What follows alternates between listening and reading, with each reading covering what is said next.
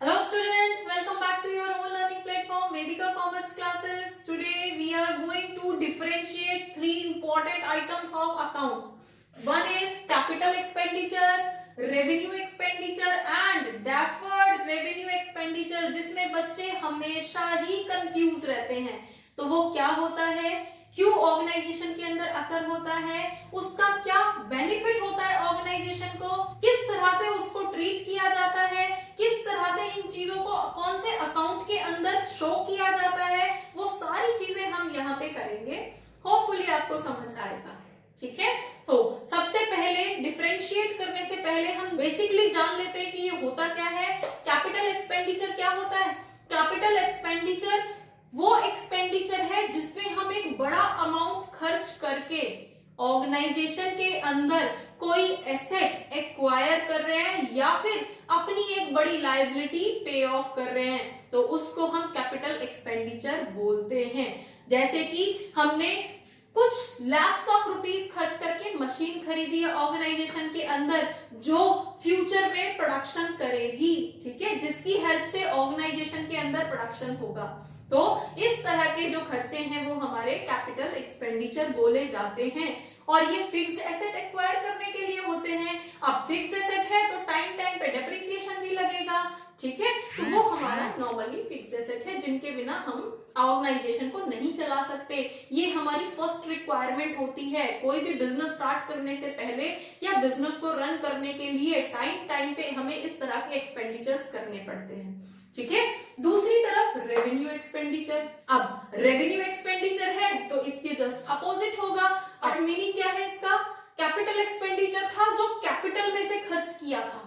अब revenue expenditure है, expenditure मतलब खर्चे और रेवेन्यू मतलब प्रॉफिट. तो जो प्रॉफिट में से टाइम टाइम पे खर्च किया जाता है वो हमारा रेवेन्यू एक्सपेंडिचर होगा. जैसे कि हमारी सेल हो रही है, टाइम टाइम पे सेल हो रही है ना, रेवेन्यू हो रहा है. और रेवेन्यू में से जैसे जैसे हमारे पास सेल होती रहती है वैसे वैसे हम डेली बेसिस के कुछ कुछ खर्चे जो हैं वो मीट आउट करते रहते हैं. सेल का पैसा आ गया, वो लायबिलिटी हमने पे ऑफ कर दी. ये नॉर्मली रेगुलर बेसिस पे होती रहती है. डेली बेसिस पे आपकी नॉर्मल बेसिस पे सेल होती रहती है, पैसा आता रहता है. उस पैसे से आप अपने रूटीन खर्चे करते रहते हो, तो वो रूटीन खर्चे आपके रेवेन्यू एक्सपेंडिचर बोले जाते हैं. क्लियर ना. Deferred revenue expenditure. अब डेफर्ड रेवेन्यू एक्सपेंडिचर, डेफर्ड का मतलब है इंस्टॉलमेंट. डेफर्ड मतलब आपने एक ही बार में पे ऑफ नहीं कर पाते हो, धीरे धीरे धीरे धीरे कुछ सालों तक आप उसको पे ऑफ करते रहते हो. ठीक है, रेवेन्यू. ठीक है, अब रेवेन्यू में से प्रॉफिट एंड लॉस अकाउंट में से ही तो पे करोगे, कैपिटल में से नहीं खर्च होगा. ये जैसे जैसे आप हर साल प्रॉफिट करते रहोगे, प्रॉफिट अर्न करते रहोगे, उसी में से इस एक्सपेंडिचर को राइट ऑफ करते रहोगे. एक्सपेंडिचर तो एक्सपेंडिचर है. ठीक है, और इस तरह के खर्चे मतलब आपने कोई एसेट नहीं क्रिएट करना, आप खर्चा कर रहे हो सालों साल, आप कई सालों तक एक ही चीज के लिए आप इंस्टॉलमेंट में पे किए जा रहे हो, लेकिन फिर भी कोई एसेट नहीं आ रहा है. तो कंटिन्यू हो रहा है, बड़ा अमाउंट खर्च किया जा रहा है, फिर भी कोई एसेट नहीं आ रहा है. तो ये अपने आप को इन दोनों से डिफरेंशिएट कर लेता है. This is called deferred revenue expenditure. जैसे कि एडवर्टीजमेंट. अब ऑर्गेनाइजेशन एडवर्टाइज करने के लिए, अपने प्रोडक्ट को एडवर्टाइज करने के लिए टीवी पे या प्रिंट मीडिया में या जहां पे भी बहुत सारा पैसा खर्च करता है, क्योंकि उसे अवेयरनेस क्रिएट करनी है, अपनी ब्रांड क्रिएट करनी है. और उसकी वजह से आपको लाइफ लॉन्ग फायदा होगा, क्योंकि कस्टमर के माइंड में एट लास्ट वो एडवर्टीजमेंट के स्लोगन्स, एडवर्टीजमेंट की मूवमेंट ही उसके माइंड में रहती है. उसी की वजह से वो प्रोडक्ट को रिकॉल करता है. अगर कंपनी एडवर्टाइज नहीं करेगी तो प्रोडक्ट कैसे बिकेगा. तो उसके लिए जो कंपनी को एक बड़ा अमाउंट सालों साल तक खर्च करना पड़ता है ना, वो हमारा डेफर्ड रेवेन्यू एक्सपेंडिचर बोला जाता है. और इसकी एक और स्पेशलिटी है कि खर्च तो आप अभी कर रहे हो और फायदा इसका लाइफ लॉन्ग मिलेगा या एक लॉन्ग ड्यूरेशन तक मिलेगा. क्योंकि वो एडवर्टीजमेंट एक बार अगर कस्टमर के माइंड में सेट हो जाती है तो कस्टमर फिर वही प्रोडक्ट डिमांड करता है सालों साल. तो उसका फायदा आपको लाइफ लॉन्ग मिलता है या एक लॉन्ग पीरियड के लिए मिलता है. ठीक है, तो वो हमारा हमारा डेफर्ड रेवेन्यू एक्सपेंडिचर बोला जाता है। तो अब हम इस कुछ गिवन पॉइंट्स पे डिफरेंशिएट कर लेते हैं इनको। First is purpose. Capital expenditure क्यों किया जाता है? कैपिटल एक्सपेंडिचर को करने का क्या पर्पस होता है? फिक्स्ड एसेट एक्वायर करने के लिए, ऑर्गेनाइजेशन में फिक्स्ड एसेट्स लाने के लिए हम कैपिटल एक्सपेंडिचर करते हैं। तो हमारे पास क्या होता है? फॉर एक्वायरिंग फिक्स्ड एसेट्स, है ना, फिक्स्ड एसेट्स के लिए जो अपनी गिवन लाइफ तक ऑर्गेनाइजेशन के लिए प्रॉफिट क्रिएट करेंगे या प्रॉफिट क्रिएट करने में हेल्प करेंगे, ठीक है। जैसे कि मशीन, जैसे कि फर्नीचर, जैसे कि बिल्डिंग। अब ये सारी चीजें ऑर्गेनाइजेशन के लिए असेंशियल चीजें होती हैं और कैपिटल के पैसे में से ही खर्च करके ये सब चीजें क्रिएट की जाती हैं। क्लियर? दूसरी तरफ रेवेन्यू एक्सपेंडिचर का क्या पर्पस है? अब हमने बिल्डिंग तो बना ली, फर्नीचर लगा लिया, मशीन लगा लिया, लेकिन जो डेली बेसिस के खर्चे हैं वो तो हमारे डेली बेसिस पे ही होंगे ना, उसके लिए तो हम कैपिटल का पैसा यूज नहीं करेंगे। अब रूटीन बेसिस पे हमारी सेल होती रहेगी, रूटीन बेसिस पे हमारे खर्चे होते रहेंगे, तो वो हमारा रेवेन्यू एक्सपेंडिचर बोला जाता है। तो इसका पर्पस, रेवेन्यू एक्सपेंडिचर का पर्पस क्या है? To meet out the regular routine expenses, ठीक है।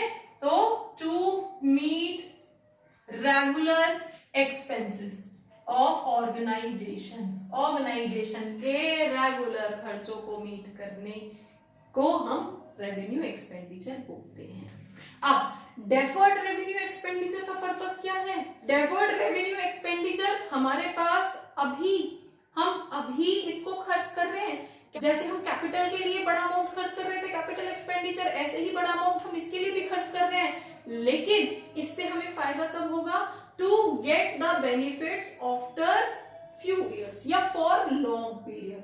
तो हमारे पास यहाँ पे क्या आ जाएगा? Purpose to get profit for long time, ठीक है।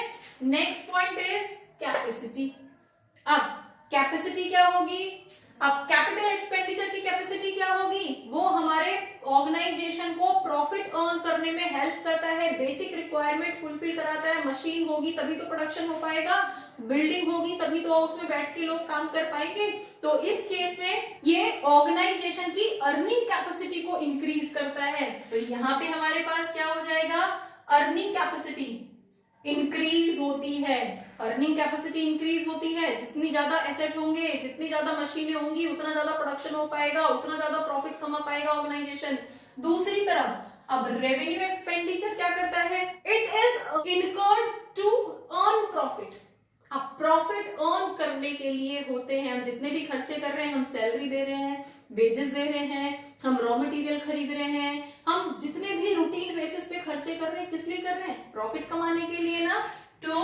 To increase profit. इसकी कैपेसिटी क्या है? प्रॉफिट को इंक्रीज करता है रेवेन्यू एक्सपेंडिचर, दोनों ही हमारे प्रॉफिट को इंक्रीज करते हैं। क्लियर? दूसरी तरफ है डेफर्ड रेवेन्यू एक्सपेंडिचर। अब डेफर्ड रेवेन्यू एक्सपेंडिचर क्या? सिर्फ एक्सपेंडिचर हो रहा है, बदले में तो कुछ नहीं आ रहा, ठीक है। अब बदले में कुछ नहीं आ रहा, लेकिन ब्रांड तो क्रिएट हो रही है ना ऑर्गेनाइजेशन की। पब्लिक में जहां पे एडवर्टीजमेंट फ्लोट हो रही है, वहां उन लोगों के माइंड में बिजनेस की, ऑर्गेनाइजेशन की एक इमेज तो क्रिएट हो रही है ना, जिसके बेस पे फ्यूचर में सेल होगी। तो हमारे पास यहाँ पे इसकी कैपेसिटी क्या है? Increase brand image. तो डेफर्ड रेवेन्यू एक्सपेंडिचर की कैपेसिटी क्या होती है?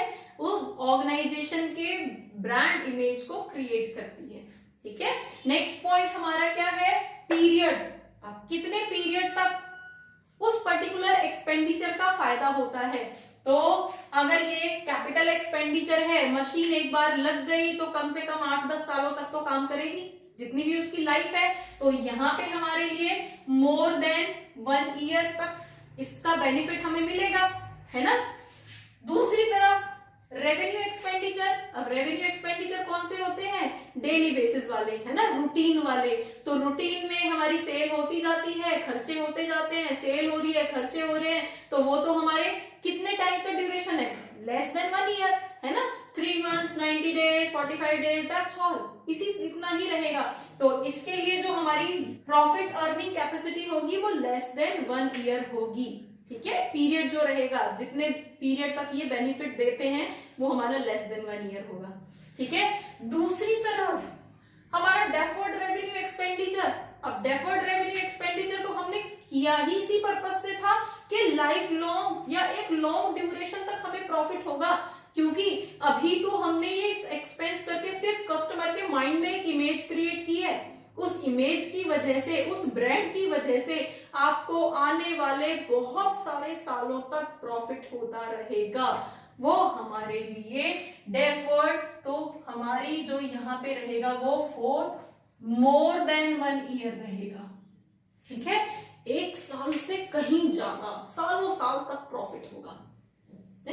Next is recording. अब कहां पे रिकॉर्ड करते हैं, कहां से, कौन से अकाउंट के अंदर रिकॉर्ड करते हैं, डेबिट करते हैं या क्रेडिट करते हैं। अब एक्सपेंस है तो डेबिट ही होगा। ठीक है, तो हमारे पास कैपिटल एक्सपेंस है, कैपिटल एक्सपेंडिचर है, तो कैपिटल एक्सपेंडिचर उस पर्टिकुलर एसेट के नाम से ही डेबिट होगा। जैसे कि मशीन खरीदी है तो मशीन आई है, बदले में कैश गया है, तो मशीन अकाउंट डेबिट। तो हमारा जो भी पर्टिकुलर एसेट होगा उस एसेट को ही हम डेबिट करेंगे। फर्नीचर आया है तो फर्नीचर अकाउंट डेबिट। अगर हमारे पास ऑर्गेनाइजेशन की बिल्डिंग बनी है तो बिल्डिंग अकाउंट डेबिट। तो जो भी पर्टिकुलर एसेट है उसी के अकाउंट को हम डेबिट करके रिकॉर्ड करते हैं।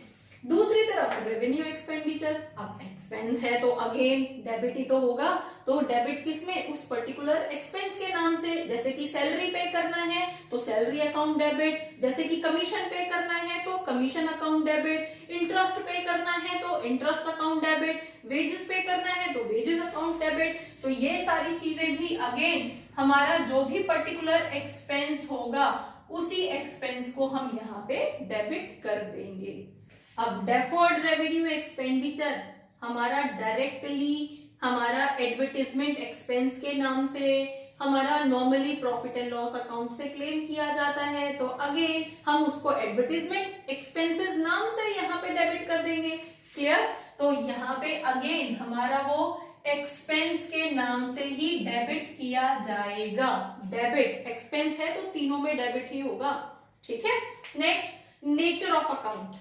अब अकाउंट का नेचर क्या रहेगा, मशीन आ गई, कैपिटल एक्सपेंडिचर था, लेकिन अब मशीन जब ऑर्गेनाइजेशन में आ गई है तब तो हमारे लिए वो एसेट है ना, एसेट बन गया, तो हमारे लिए ये एसेट होता है। ठीक है, हमारी मशीन, फर्नीचर, बिल्डिंग वगैरह ये सब चीजें हम इकट्ठा करते रहते हैं, वो सारी चीजें हमारी एसेट बोली जाती हैं और बैलेंस शीट के एसेट साइड में शो की जाती हैं। दूसरी तरफ हमारे रेवेन्यू एक्सपेंडिचर। अब रेवेन्यू एक्सपेंडिचर जो डेली रूटीन बेसिस पे जो खर्चे होते रहते हैं वो हमारे नॉर्मली एक्सपेंसेस बोले जाते हैं। एक्सपेंसेस है ना, तो उसको हम एक्सपेंसेस अकाउंट के अंदर ही रिकॉर्ड करते हैं। और एक्सपेंसेस कहां पे रिकॉर्ड किए जाते हैं, प्रॉफिट एंड लॉस अकाउंट के डेबिट साइड में हम उसको रिकॉर्ड करेंगे।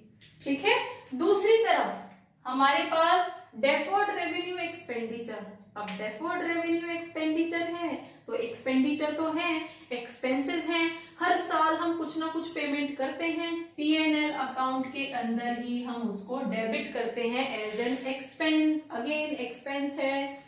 नेक्स्ट हमारा शोन इन, कहां पे शो करते हैं, अभी हम यही सब डिस्कस कर रहे थे। तो शो ये कहां पे किया जाता है, ये एसेट साइड में शो किया जाता है बैलेंस शीट के, है ना। दूसरी तरफ ये हमारा रेवेन्यू एक्सपेंडिचर है, हम अभी डिस्कस कर रहे थे, एक्सपेंसेस है और हमारा प्रॉफिट एंड लॉस अकाउंट के डेबिट साइड में शो किया जाता है।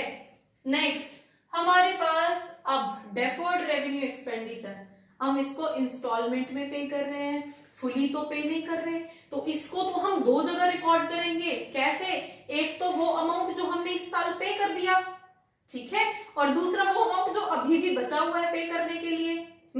तो हमारे लिए क्या रहेगा, हम इसको दो तरह से पे करते हैं। जो हमने इस ईयर में पे कर दिया है, पेड इन करंट ईयर।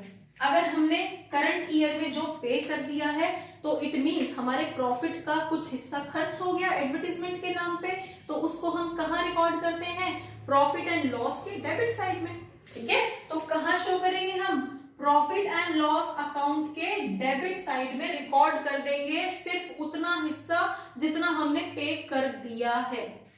अब जो हमारा रिटर्न ऑफ नहीं हुआ है, मतलब हमारा एडजस्ट नहीं हुआ है अमाउंट, उस अमाउंट को, वो तो हमारे लिए एक्सपेंडिचर तो है, लेकिन इस एक्सपेंडिचर की वजह से ऑर्गेनाइजेशन को प्रॉफिट अर्न करने में हेल्प हो रही है, और ये प्रॉफिट जो है लॉन्ग ड्यूरेशन तक होता रहेगा, तो वो हमारा एज एन एसेट होगा। और ये किस तरह के एसेट होते हैं? ये फिक्टिशियस एसेट के नाम से बोले जाते हैं। तो हमारे पास एज एन फिक्टिशियस एसेट के नाम से बैलेंस शीट के अंदर शो किए जाएंगे जो अमाउंट हमारा अभी तक पे ऑफ नहीं हुआ है या रिटर्न ऑफ नहीं हुआ है, वो अमाउंट हमारा बैलेंस शीट के अंदर एज एन एसेट। और एसेट क्यों रिकॉर्ड किया गया? हमारा एक्सपेंडिचर है, फिर भी हम इसको एसेट बोलते हैं क्योंकि इस खर्चे की वजह से हमें एक लॉन्ग ड्यूरेशन तक प्रॉफिट होता रहेगा। तो हर वो चीज जिससे ऑर्गेनाइजेशन को प्रॉफिट होता है वो उसके लिए एसेट बोली जाती है। ठीक है, दूसरी तरफ नेक्स्ट अब हम एग्जाम्पल डिस्कस कर लेते हैं। तो एग्जाम्पल्स क्या होंगे कैपिटल एक्सपेंडिचर के? हम अभी तक करते आ रहे हैं। हमारा मशीन हो सकता है, फर्नीचर हो सकता है, बिल्डिंग हो सकती है, एटसेट्रा, बहुत सारी चीजें होती हैं। ठीक है, दूसरी तरफ हमारे पास रेवेन्यू एक्सपेंडिचर कौन से होते हैं? वेजेस पे किए हैं हमने, रिपेयर अकाउंट, हमने कोई चीज इस मशीन को रिपेयर कराया है, देन हमने कोई हमारे एसेट पे कोई डेप्रिसिएशन लगा है, ठीक है, वगैरह वगैरह जो रूटीन बेसिस पे होते रहते हैं और प्रॉफिट एंड लॉस अकाउंट के अगेंस्ट क्लेम किए जाते हैं। क्लियर?